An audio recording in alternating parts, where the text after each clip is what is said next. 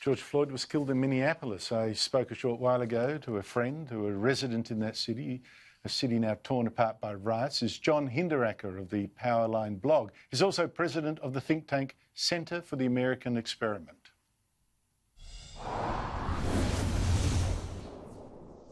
John Hinderaker, thank you so much indeed for joining me. How could this be happening to your city? How do you feel about this?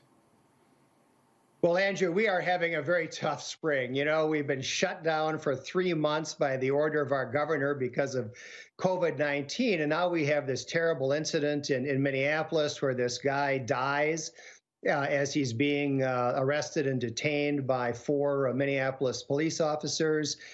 And that has led to now, I think this is the 5th night of rioting, of looting, of arson. Significant areas in Minneapolis and to a lesser extent St. Paul and a few areas in suburbs have been burned to the ground. There's been a huge amount of property damage. Fortunately, not much loss of life, but the National Guard was called in last night, several thousand guardsmen finally starting to get the situation under control. But are you surprised it's got to this point? I mean, working in Minneapolis and living there for so long, you look around, you think this is a racial powder keg ready to explode, or has this caught you by surprise? Well, in one way it's surprising, another way it isn't. There are a lot of people in our country, including plenty here in Minnesota, who are just looking for an opportunity to create a racial crisis. That's just a fact. That's the world that we live in. And the Minneapolis Police Department is one that has been, I think, troubled for quite a few years. Your viewers probably remember the case 3 years ago when an Australian woman, Justine Damon, was shot by a Minneapolis police officer for no apparent reason. You know, she's a 40-year-old woman in her pajamas. She called the police in the first place. She starts walking over to their car, and this officer pulls his gun and shoots her. I mean, it was the craziest thing anybody ever heard of. In that case, the officer was black, and the person who got shot, the Australian woman, was white. And nobody said it had anything to do with race. It was just incompetence. Well, here it happens that there's 4 police officers involved. 2 are white, 1 is black, 1 is Asian. And the guy who died, for reasons that we still don't really know, we don't yet have a full autopsy report, but the guy who died in this case happened to be black. And so all of a sudden, there's a whole industry that has grown up around turning this kind of an incident into a race riot. It's so depressing, John. Now, Donald Trump is getting a lot of blame for this, obviously. Whenever something goes wrong, he's to blame. But I have to say, I'm not very impressed by some of the policing involved here and by your mayor and even by the governor. And they're both from the Democrat side of politics. Well, everybody in this story is a Democrat. There's hardly a Republican office holder anywhere in the Twin Cities metropolitan area. The governor's a Democrat. The mayors are Democrats. Every member of the city council in Minneapolis is either a Democrat or a Green Party member. There's not a Republican anywhere in sight. To try to blame this on Donald Trump is just, that's just a symptom of the insanity that has gripped a number of people on the American left. But it is absolutely true that the initial response to this rioting and arson and so on was totally incompetent. And in fact, mayor, we have this very young kind of boy mayor in Minneapolis, and he had no idea how to proceed here. And our governor, who's a fellow Democrat, described our mayor's efforts as an abject failure.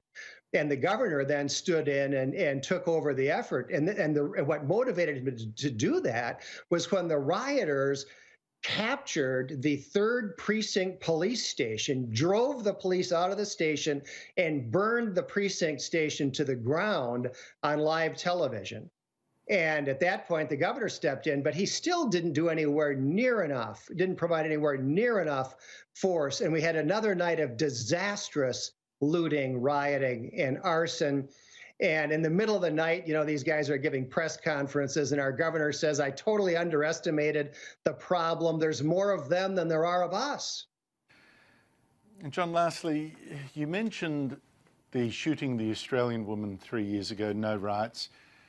There's something like twice as many whites as blacks killed by police every year, although pro rata, of course, more blacks are killed, but twice as many and no riots. With an American president, the last one was black. You just wonder, what does this mean? Is the future of race relations in America so grim? Is it just constantly a powder keg? Is it really insoluble? Will you live with this for years? You know, that's a really great question, Andrew. A couple of quick comments. One, year in and year out, about 75%, 70 to 75% of the people who are shot by police officers are whites and Latinos. Blacks are a relatively small percentage. But like I said before, there's a whole political and media industry that has grown up around promoting the idea that blacks in America are oppressed. And people are looking for opportunities to promote that line because there's money in it and there's political power in it.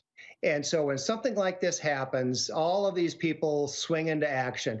So it's a big, big problem. And the thing I would say on the other side, Andrew, is that in normal life, as all of us are just going about our business, working together, playing together here in the United States, here in the Twin Cities, wherever you are, the races get along very well. You know, we don't have a lot of hostility. We certainly don't have a lot of oppression. We don't have a lot of racial violence. And there's this incredible contrast between how people live their daily lives in really very, congenial way, and then how the political fault lines all of a sudden develop when you have something like this that gets made into a political issue. John Hinderaker, look, it's just, I couldn't bear watching it, some of the scenes in America during the weekend. I just thought, is this really going to be your future? Is it going to be a taste of our future?